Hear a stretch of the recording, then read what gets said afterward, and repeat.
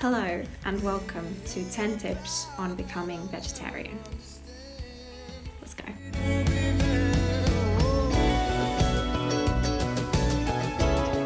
Okay, so tip number one is to ease yourself in.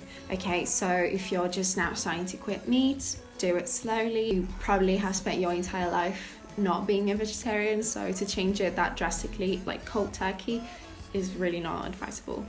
Maybe see a nutritionist as well. Tip number two, protein is important. So when I first quit meat in 2016, so 4 years ago, I did not take protein into account. I really love vegetables, and at the time my diet consisted of vegetables and I did not take into account any protein whatsoever. So I started feeling really weak, obviously. And yeah, I ended up having to go to the doctor, to the nutritionist, and then she recommended me some of the things that I could do. So what are some of the protein replacements that you can find? I would really recommend tofu. It's a really versatile ingredient. You can do so much with it, and give it a chance even if you don't like it at first, because you need to learn how to cook it and how to make it tasty. Second one is seitan. So seitan, maybe you can't find it in every single country. If you're in Europe, I'd say it's pretty easy to find. I would recommend the type of seitan that is refrigerated, because the one that is not refrigerated is quite it's thicker and drier and it's just not as good. Refrigerated seitan holds taste a lot more from like your spices and everything. So I really recommend refrigerated seitan. Then the three last ones, I'll just put them together. It would be chickpeas, lentils and beans. Almost forgot about that one for a second. Okay, third tip is to season. So again, with seitan and tofu especially, it's really difficult to get flavor, and at first your food can taste quite bland. So the seasonings I would recommend would be, I'm looking at my cheat sheet, sorry, paprika, saffron, coriander, cumin, curry powder, also thyme, bay leaf, nutmeg, pepper, and also sweet pepper powder. All of these are the ones that I use pretty much on a daily basis. I found that each of them go well with different things, but I think that's just up to taste. Another tip is to use coriander and parsley fresh. I used to hate coriander. I used to think it made my food taste wrong, like it was out of date or something. But after working at a Mexican restaurant last year and being bombarded with coriander, I started liking it, and it has a really strong flavor. So if you start liking it, or if you like coriander, then it really adds a lot of flavor to your food, which is really important in vegetarian cuisine because vegetarian protein doesn't really have a lot of taste on its own. Fourth tip is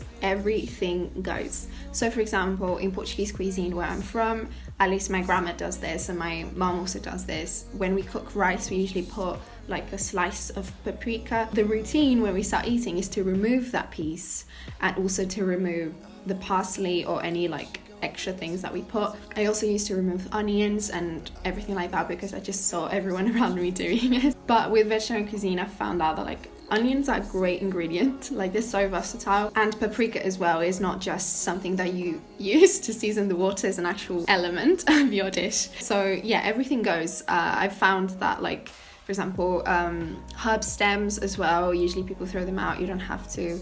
The leaves in carrots, you don't have to. The broccoli stem, you know, when you actually, not when you buy frozen broccoli, but when you buy fresh, the big stem, you can use it. It's actually really good.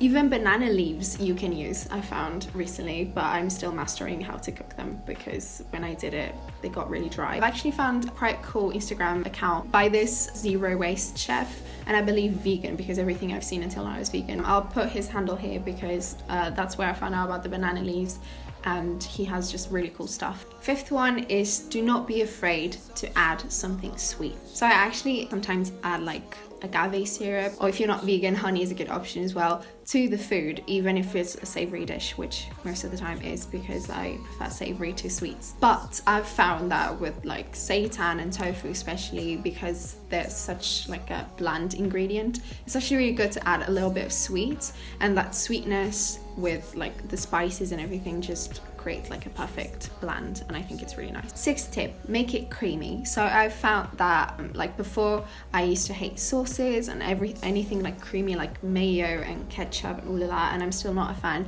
but I have added a bit of creaminess to whatever I cook. So for example, if I cook pasta bolognese, I add creaminess to it, and the way you can do it is with, I really like coconut milk, but some people feel like it's a bit strong because it does taste a little bit like coconut. I usually add nutmeg and I feel like it balances it a lot. But if you don't like coconut milk, I would also recommend soy cream, although I'm not a fan, but it is an option. What I found out recently is also cauliflower. So cauliflower is a really good ingredient for vegan cuisine. It's actually really versatile. Again, some people make like buffalo wings with cauliflower, and you can use cauliflower, like boil it, add seasoning to taste, and then blend it all together, and you get like a cream basically. And you don't need to buy, you know, pre-made cream that you find at the supermarket. You can just do it at home with one vegetable, which I think is amazing. My mom made a lasagna the other day with cauliflower sauce, and it was really good. You couldn't even tell it wasn't like store-bought or like bechamel or something. And yeah, it doesn't make your tummy bloated as most things do, but maybe that's just me being lactose intolerant, which is not diagnosed, but I think so. Anyways, I'm going vegan, so it doesn't matter. Okay, 7th one, which I think is really tricky, and it's still very tricky to me, is what to eat at restaurants. I would always recommend having some soup. In Portugal, at least, that's like an entree, but it will still, you know, get your stomach a bit full. And then I would really recommend ordering beans. At least here in Portugal is a really accessible thing to do. I know that in Brazil it also is, and probably in the rest of South America. For example, my family usually orders like a roast, and the roast always comes with potatoes and rice on the side and salad. So usually I take the rice, some of the potatoes maybe. We mix the two in Portugal, we do that. I've heard it's like, you know, double carbs, and people find it weird when we do that. And then also salad, and then I ask for beans because that's adding protein to my dish. So again, it's a balanced dish, and I'm basically taking all the nutrients that everyone else is, but without the meat, with beans. Okay, so the 8th tip is to not forget the nutrients that you need, especially because meat has quite a bit of nutrients. Even though most meat eaters eat way too much protein and end up forgetting about fiber and other really important nutrients. So things that are really good to back up those nutrients in a vegetarian diet is seeds. So I know it sounds weird, you know, it sounds like we're birds or something, but it's actually a really good addition. And for example, in Korean cuisine, toasted sesame seeds are really normal. Chia seeds are really good for like omega-3 and other vitamins that I'm not recalling now, but they're really good. I would also recommend flax seeds.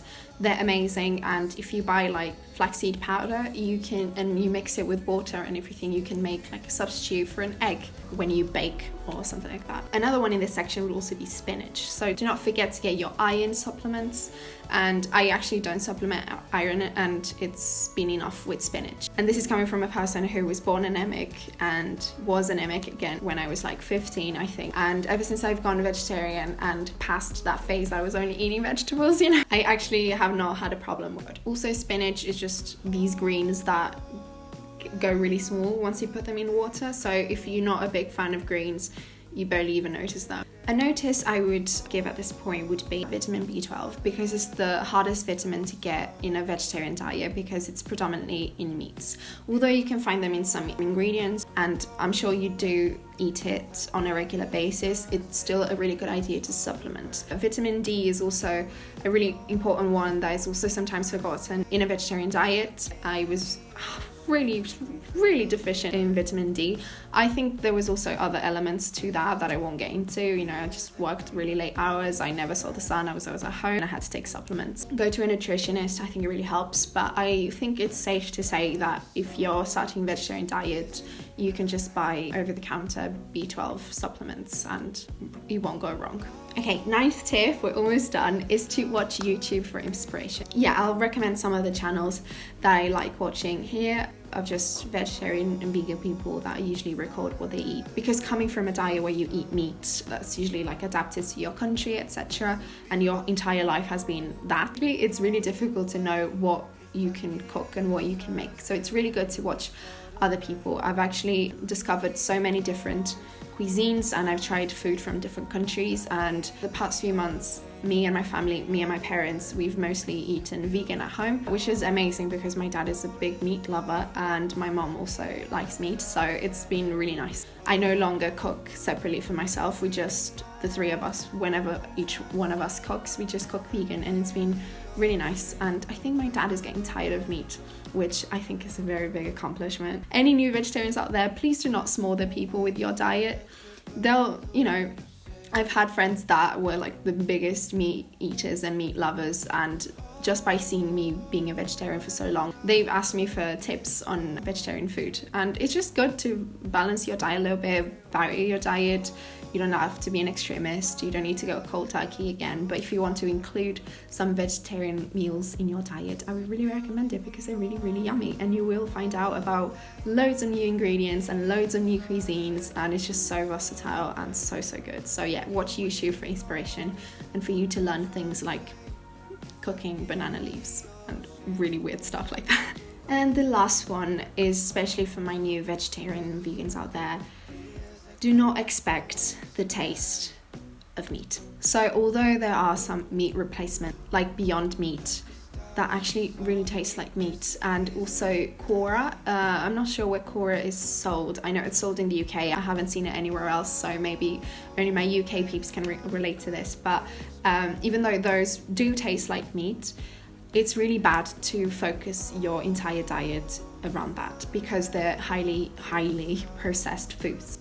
I feel like processed fake meats are for like cheat days, you know, once in a while, if that's what you want. I, for example, do not crave the taste of meat at all. It disgusts me, to be honest, and it's really weird. Some time and again, you know, I smell something from my childhood or something, because I grew up eating meat and I do miss it. But again, this isn't about, at least for me, being a vegetarian is not about not liking the taste of meat, even though that's how it started, because I was never like the biggest fan anyways. It's about principle, and also the benefits for your health are so good. I think I'll make another video about that. But each body is different, so if it's not for you, be careful and always listen to your body and do it slowly. And yeah.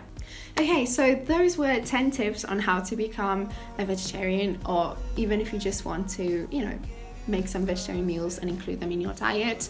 Again, I'm not saying this is what you should do, even though it's a really good idea. So this has been me for today, and thank you so much for joining me, and I really wish you good luck in your vegetarian endeavors and in your delicious food endeavors, and just experiment with your food and have fun.